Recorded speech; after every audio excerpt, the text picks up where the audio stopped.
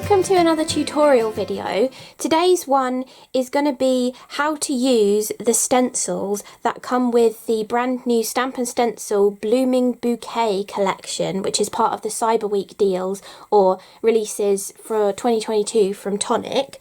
I thought I would do this as a tutorial. I know it is kind of specific to that set, but I kind of wanted to show you exactly how you use the stencils with each other. So if you're ever sort of struggling with remembering how you layer up the stencils or how they go together, hopefully this might kind of help you. There will also be my usual up close video showing you other examples that I've done with the stencils and with the stamp set as well. But I thought a nice sort of in-depth tutorial of exactly how to layer up these stencils would be quite good for you. So the first stencil set is this beautiful lily stencil set. So it actually has sort of like 3 layers. You have the main body of the lilies, you have the detail plus the foliage sort of elements, and then you also have these sort of like masks that you can use to then create a background behind your lilies, but they also give you the stamen in the centre of the lily as well. So I will do that one. I think I'll do that one last because it's the more sort of in-depth kind of one,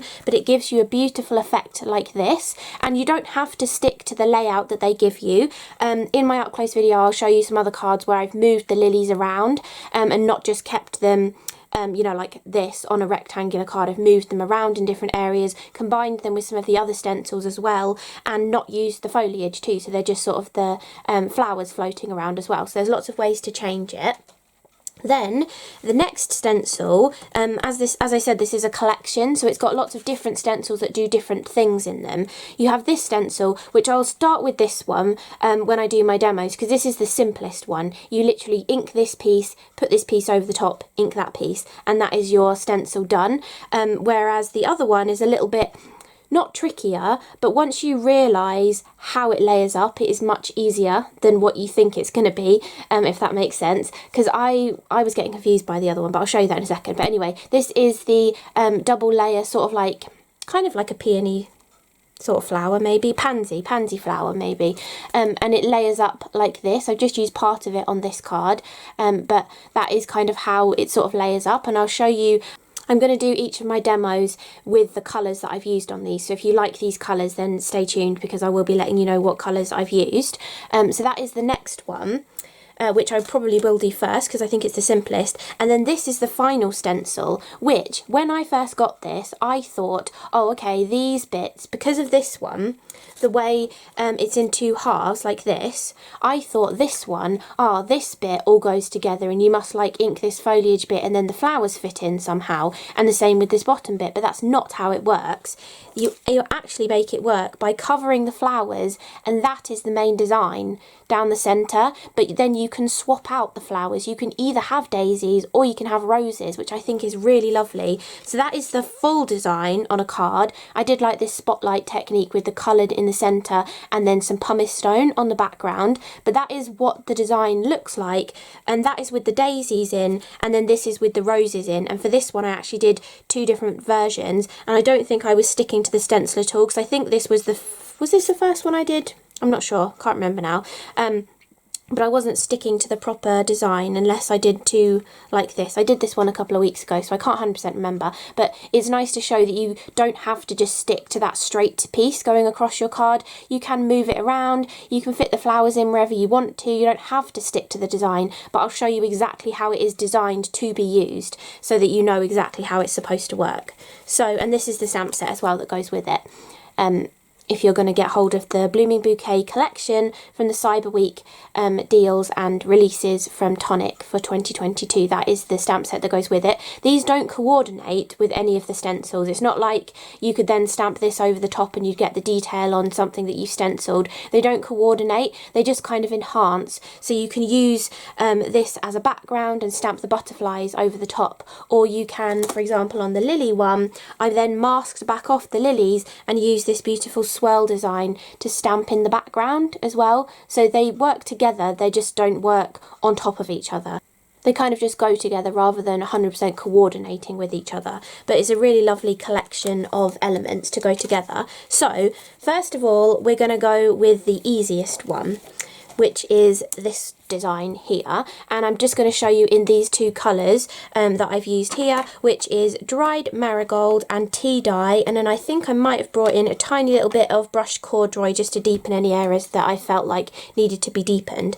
And then also I'm going to share with you how I was sort of holding the stencil down. So you can definitely just do it on your glass mat, you know, having a piece of cardstock there and holding this in position, placing it down, holding this down and inking through it. It's really easy to do it like that. However, if you struggle with stencils and keeping them still, or you want to be able to line them up really nice and easily, the magnetic Crafters platform from Tonic is fantastic for this, and I love having extra magnets. I know they're not in stock at the moment, which is slightly annoying, but if you didn't have the magnetic Crafters platform, you can also use the base of your stamping platform as well. It'll work just the same way. So you might already have these, the magnetic Crafters platform from last year, or you probably already have a stamping platform that has some kind of magneticness to it, so that you could use that instead for holding your stencils down. But I was personally using the magnetic Crafters platform because I really enjoy using this for this kind of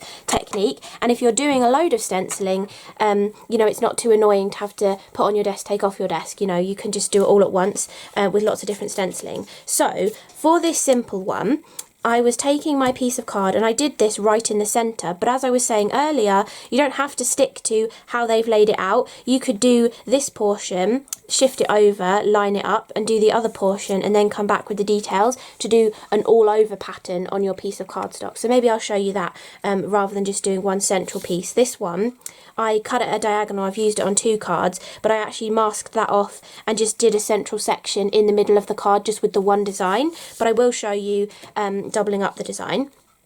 And also you're going to probably want either some post-it notes, some super sticky post-it notes, some washi tape, or I've just got this really cheapy roll of, like, it's supposed to be post-it tape, but it really does not stick at all. But it works for this kind of thing where you just want to mask off a certain area. So they've done it perfectly so that you can just mask off like this. However, in this design, to get your detailed portion to line up over your other piece that you've done, you can see in the detailed bit there are spots. They've put spots in here, and the reason why they've done that is there's 2 spots on this one and they line up with this one, so you know exactly where to line it up when you put your decorative detail over the top. So if you worry about that kind of thing, make sure you keep at least one of those dots on your piece of cardstock when you're inking, or use a bigger piece of cardstock that you could then cut down.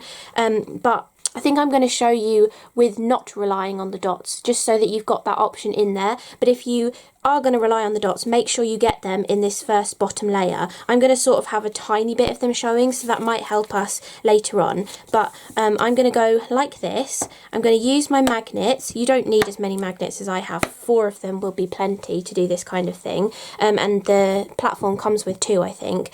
So you're going to hold that down, and we're going to come in with our lightest colour, which is dried marigold in the Distress Inks. And I've just got one of my little Tonic brushes, and we're literally just going to blend all over this. I do think brushes are better for this kind of thing because you're really going to get into all the details. On these larger pieces it doesn't matter quite so much, but on that intricate detail a brush is really going to get into all those fine details for you and make it so much easier.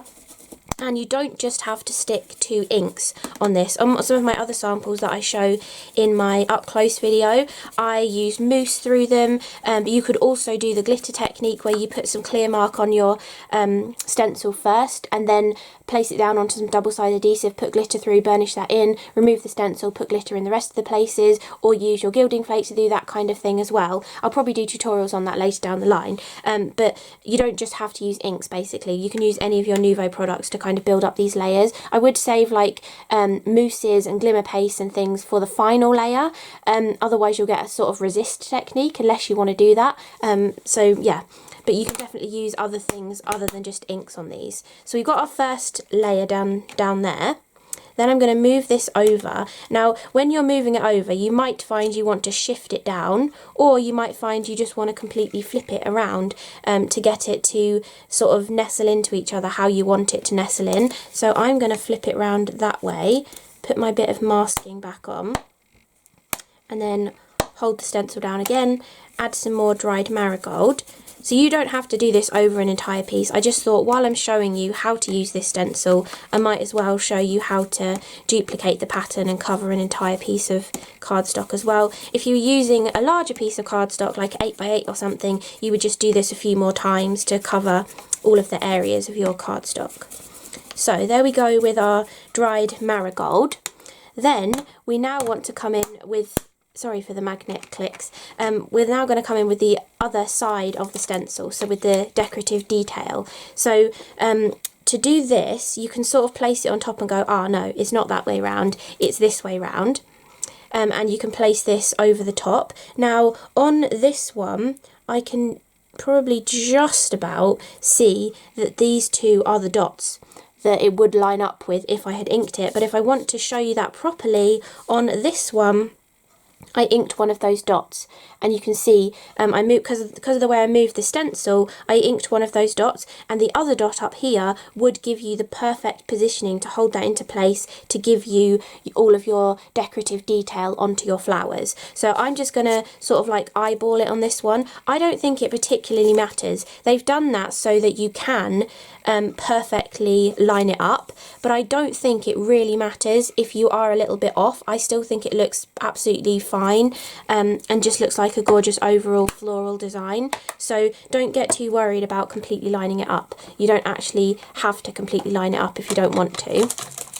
Then I'm going to just get a small blending brush and bring in some tea dye ink and use that to add on my decorative detail layer. And if I feel like it needs a little bit more depth to it, I can add a tiny bit of that brushed corduroy right in the centre of these flowers as well. This is kind of going for a gorgeous like peachy sort of feel to the flowers, but you can definitely do this in any of the other colour schemes that I'm going to show for the other two designs of stencils as well. And then I'm going to do a tiny little bit of brushed corduroy right in the centre of those flowers.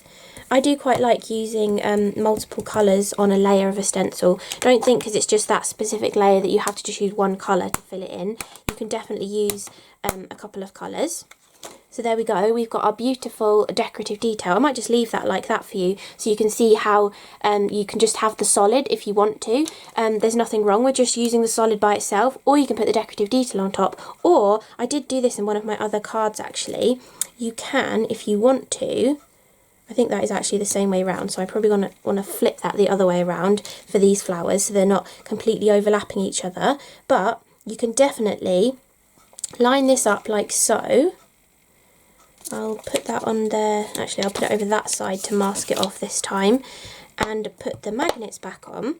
And then if you want to, you can come back in, you could go in with the same colour if you wanted to, a lighter colour, a glacier paste, a glimmer paste, anything that you want to, and you can actually layer your solid flowers if you want to as well.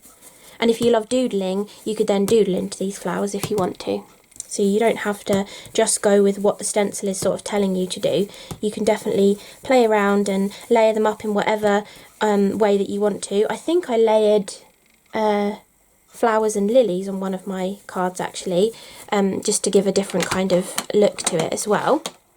So you can also, with this stencil, do that kind of look as well. You can go as heavy or as light as you want with layering up lots of the different flowers. So you can go as it's supposed to do, or you can do different kind of effects with it as well. So that's the first stencil, which I've done in dried marigold, tea dye, and a tiny little bit of brushed corduroy. So I'll move that one out of the way. Okay, so the next one we're going to do is showing you this stencil. You can definitely do this kind of random look to it when you get more familiar with where the flowers line up and stuff. You can definitely do this kind of technique with it. And like with the previous stencil, there are extra dots in here that go with the kind of design of the actual floral sort of spray, but they're actually designed for you to be able to line up your flowers really nice and easily and be able to get them to overlap each other nicely. If you don't like those stencil dots, they're the perfect placement to tell you where to put a Nuvo drop or a gem or a button or any other embellishment that you want to put on there as well. even using a little bit of a two-way glue pen or something and putting gilding flakes on there too. You can do any kind of technique that you want, and those dots just give you a guide of where you might like to put those things. You can add more dots. You could selectively try and not ink the dots if you wanted to, but they are there to help you kind of line up the design. So you can definitely do this kind of idea. I won't actually show you that one. I am just going to show you how to line up this kind of a spray going across your card. This one is with the daisies, but I'll show you with the roses, I think. Yeah, I think I'll show you with the roses. So for this card, I took 2 pieces of the same sized card and did this twice. First time just using pumice stone on both of the steps. And then the second one I came in with the greeny tones and the bluey tones to kind of actually depict what's foliage and what's flower. So this time I will just do with the colours for you, and I'll go with the roses instead. So I'll show you then, actually we can show a comparison between using it randomly and going rogue, or just having it as the strip across the card as well. So to do this one, again, we're going to use our magnetic crafters platform because it really helps with holding it in place. You want to make sure to get everything lined up that you're working, and also on the other one as well, that you're working on the Tonic Studio side, or you're working on the backwards Tonic Studio side. Make sure you keep it consistent, because you're going to need to be on the same side of the stencil to get the flowers to fit into the design. And you might also notice actually there are 3 flowers and 3 flowers, but there are 5 flowers in the design, so I'll show you how that works as well. So first of all, you're going to get your piece of card. Now the previous time I did it going off in the opposite direction. I went from bottom left to top right. So this time I'm going to show you how you can do it the opposite way and sort of swoop it around this way, which might end up looking nicer as a landscape card actually. So maybe we'll go in landscape orientation. So that is how the stencil, if you're looking at the stencil like this, you're focusing on that central portion of the stencil, which gives you all of the foliage. Just ignore the flowers for now. We're working on that central section. Now we've got it positioned on our card with sort of the floral elements going nicely into those 2 opposite corners. I'm going to put a magnet on there. Then we want to mask off anywhere that we don't want to get the ink. So in this instance, I don't want to get the ink on those flowers right now because we're going for the foliage, and these ones have actually fallen off of the mat, which is nice. So we only have to mask off that one extra one there. If you're using proper sort of masking materials and not just some rubbishy, not very sticky roll of stuff, you won't have to put your magnets over the top of that. You can put your magnets wherever you feel like it's going to be more helpful for holding down your project for you. Then I'm going to take a blending brush again, and for the foliage I'm going to use a mixture of iced spruce and evergreen bough. I don't tend to use these colours a lot. If I was going for foliage, I'd probably go Twisted Citron and Lucky Clover. So I thought this was a nice sort of different take on a colour scheme. It also looks a little bit wintry as well, so you could go for a winter thanks kind of card with this sort of colour scheme.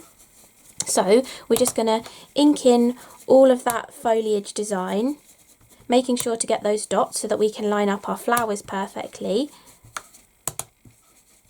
And you can go as heavy or as light as you want to with any of your inking. And we're going to bring in the iced spruce in a second to sort of change up the colours a little bit too. So we've got our main evergreen bough colour down, and then we're going to come in with the iced spruce and just darken some areas. So I'm kind of like more like just tapping, just to give it like a little bit of variation in the colour that we've got on our background, just to make it look a little bit more interesting. Okay, so we've got our foliage done then. So now we can remove all of our magnets and reveal our gorgeous foliage design. So we've got our foliage going diagonally across the card. Now we want to come in with our rose sort of design. They're kind of like a stylized rose, and you actually put it one way round first to get the first 3 roses, and then you turn it and you just ink up the last 2 roses to get the final ones in there. So first of all we want to put it down like this, and if you can see here, there's 2 inked dots just there. and they line up perfectly with the rose stencil or with the daisy stencil, whichever one you want to use. So you could even mix them if you wanted to. If you were really clever and selective with your inking, you could put the big rose in the middle, the little rose there, and the daisy there. Shall we do that? I might do that to show you. Hopefully that won't confuse you if I do that. Well, okay.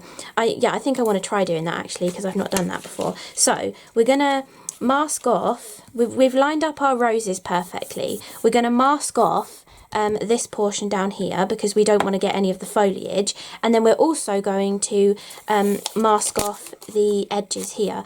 As you get better with your stenciling, you don't have to go as extreme with your masking.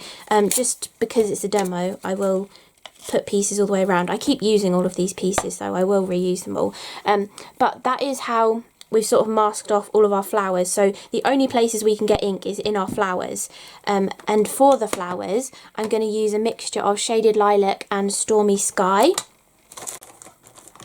So I'm going to come in with the Shaded Lilac first, and because I want to show you how you can mix and match these, we're only going to go outside rose and main big rose, because I think it would be cool actually to show you how you can mix and match them. So we've got like that, and then we want a little bit of depth, I think, with some of the Stormy Sky. So again, we're just like pouncing it in. Distress inks blend into each other really nicely, so it won't be like a harsh sort of delineation between the two of them.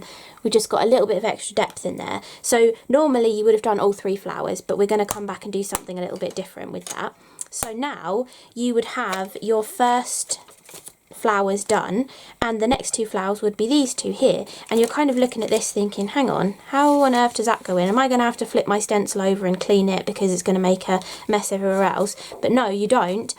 These two dots here are the two that you will now line up with, and you'll just turn your stencil. No need to flip it over or anything, you're just turning it round. So now you're ignoring your main rose. You're just completely ignoring that one. We're not duplicating that one at all. We're just lining up to get to the last two roses on here. And obviously if you were doing the complete sort of swag with the roses, you would completely, you know, just ink up both of them. But I just want this one, so I know I can actually keep my inking just that area, so I don't have to do any of the masking off. See, once you get used to your stenciling and where you need to put the ink and stuff, and you're concentrating on everything, you don't have to do so much masking around. I just thought, you know, if you're a beginner doing this, it's quite nice to show you how you sort of mask everything off. So that is what it would look like with your sort of swag of flowers, but I do think we can get away with putting the daisy in there and changing it up a little bit. So here, these are our two registration dots. They're the same dots if you're using the roses or the daisies. So we can now line up the daisy portion of the stencil over the top here, but be selective with our inking and only go into that central daisy design. And then a little bit of depth in the centre with some of the Stormy Sky.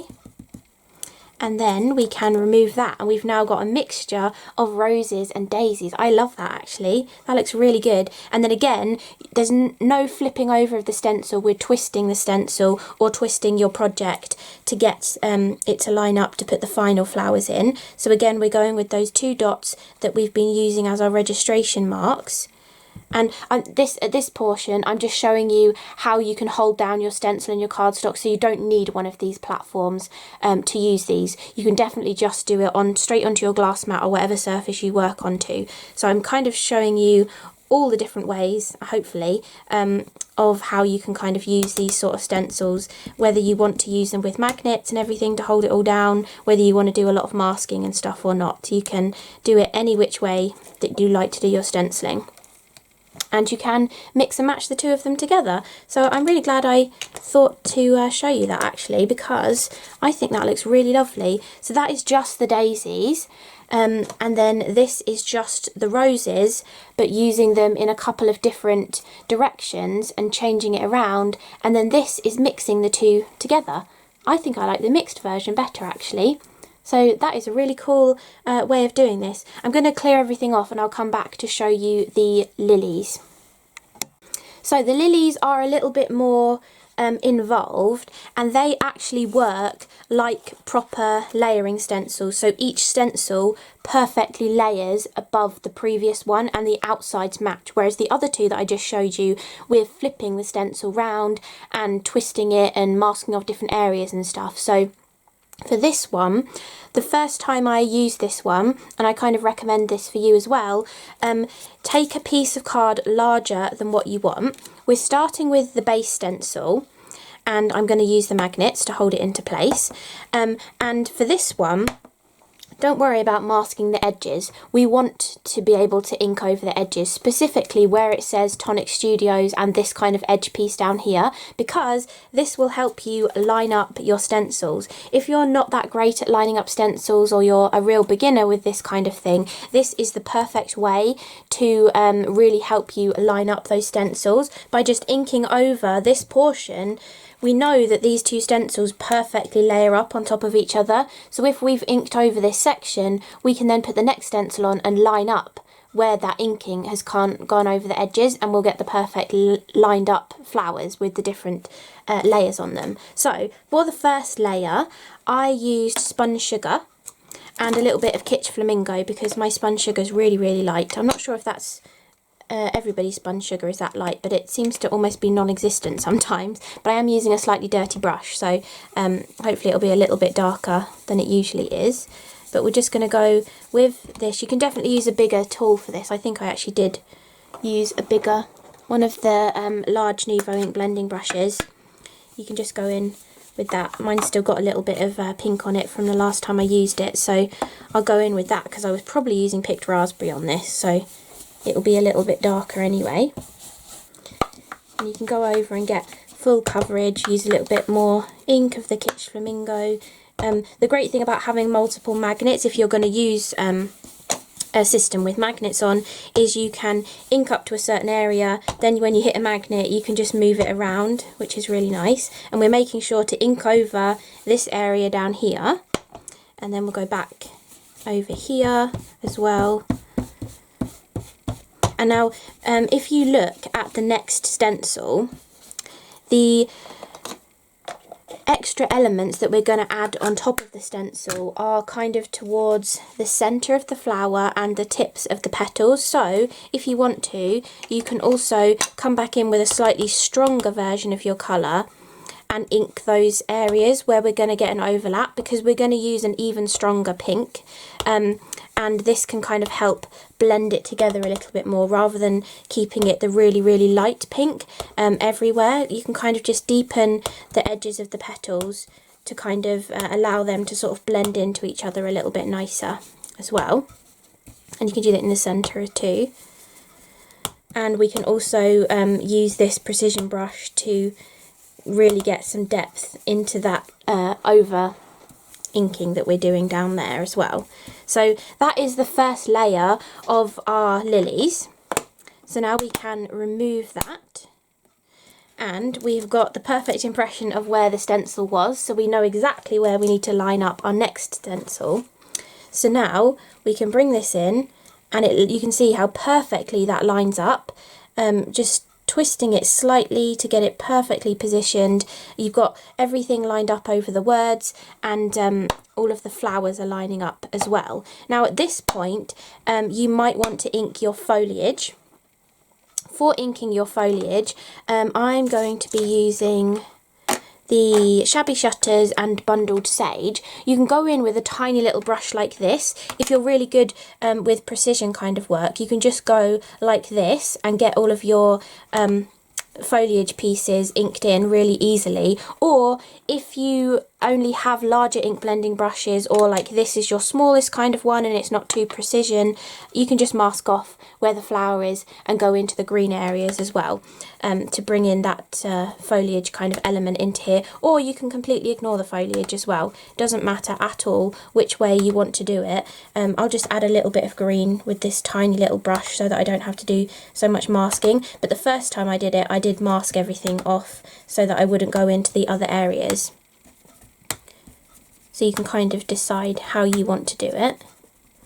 So we've got the Shabby Shutters on there, And then if we bring in a tiny little bit of bundled sage, we just get that nice like little depth or shadow. We can go up to where the flower is or where the leaves kind of overlap. It doesn't really matter exactly where you put it. It just gives like a little bit of variation of colour, makes it look a little bit more interesting. So that is the foliage portion done.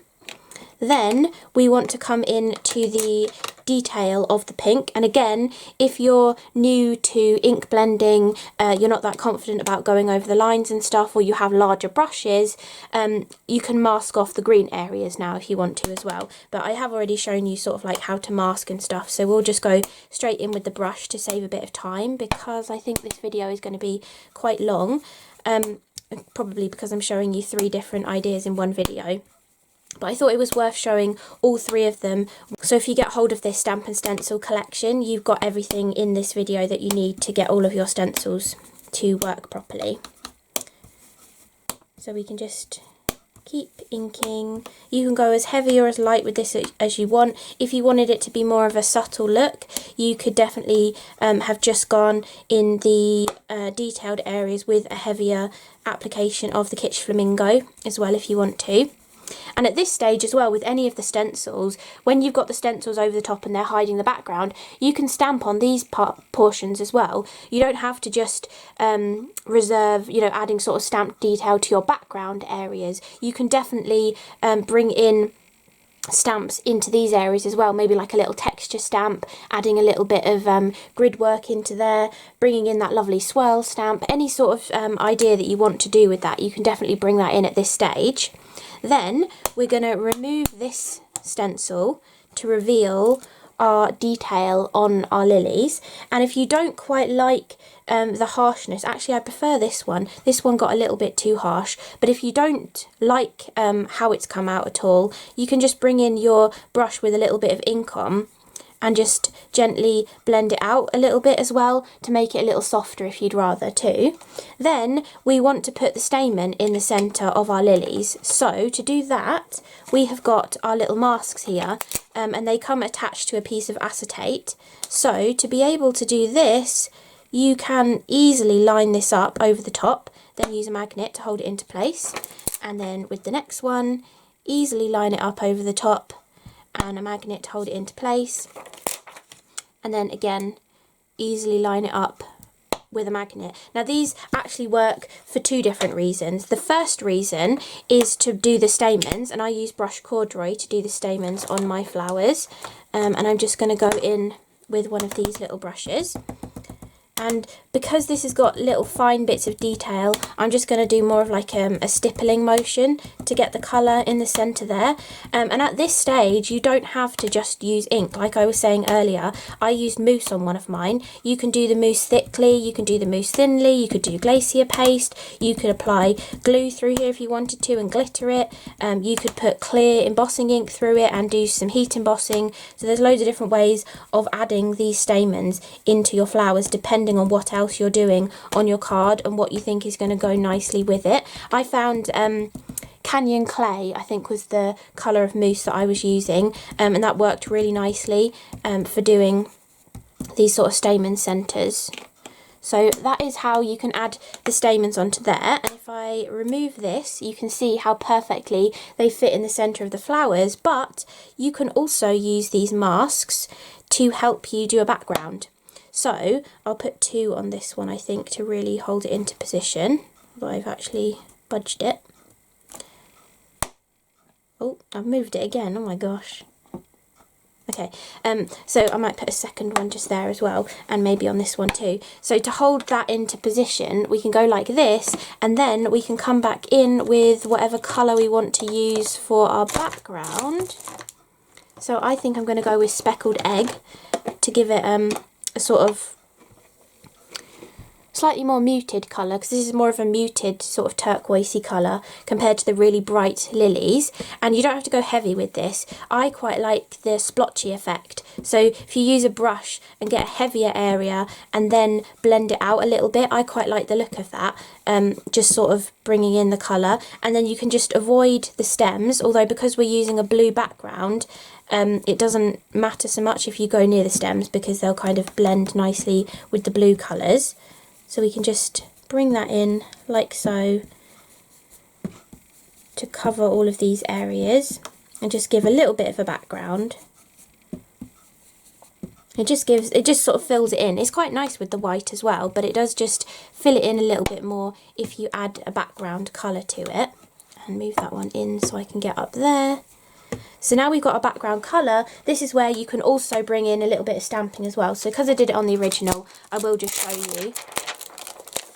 And as you know, distress inks aren't brilliant for stamping, so I like to bring in the Distress Oxide version of the ink to be able to stamp with over the top. So I'm going to bring in the Speckled Egg Oxide and then get an acrylic block to put my stamp on, and then all you want to do is we're just using these as masks and stamping over the top of them.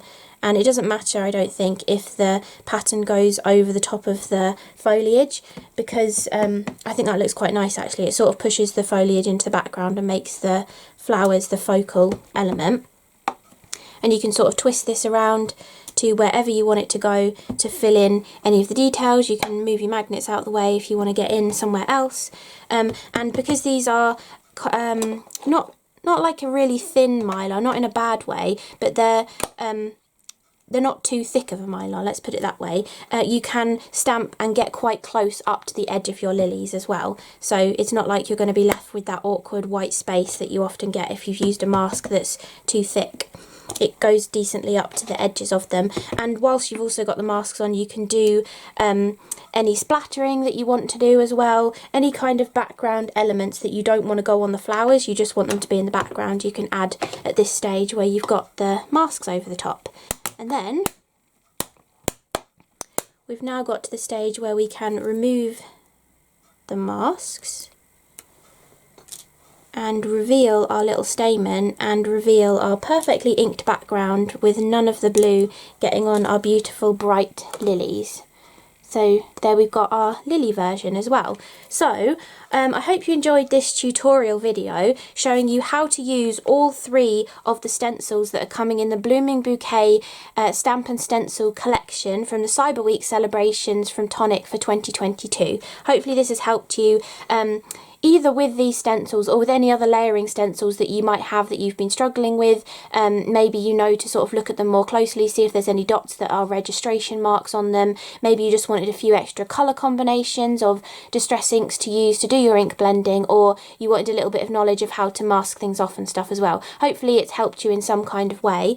But yeah, I hope you enjoyed the tutorial video. If you want to get hold of this Stamp and Stencil collection, there will be affiliate links below the video. If you ever can't find the description box below the video, just type in CRaFTi Potential on Google and find my blog, and there's always a corresponding blog post to go with each of the videos. I do put that link in the description box below the video as well, but YouTube keep changing everything, and it seems to be harder and harder to find that description box with all of the links in. So if you ever do want to find my links and you can't find the description box, then putting CRaFTi Potential into Google will help you find my blog as well. So thank you so much for watching, and I will see you again in the next video.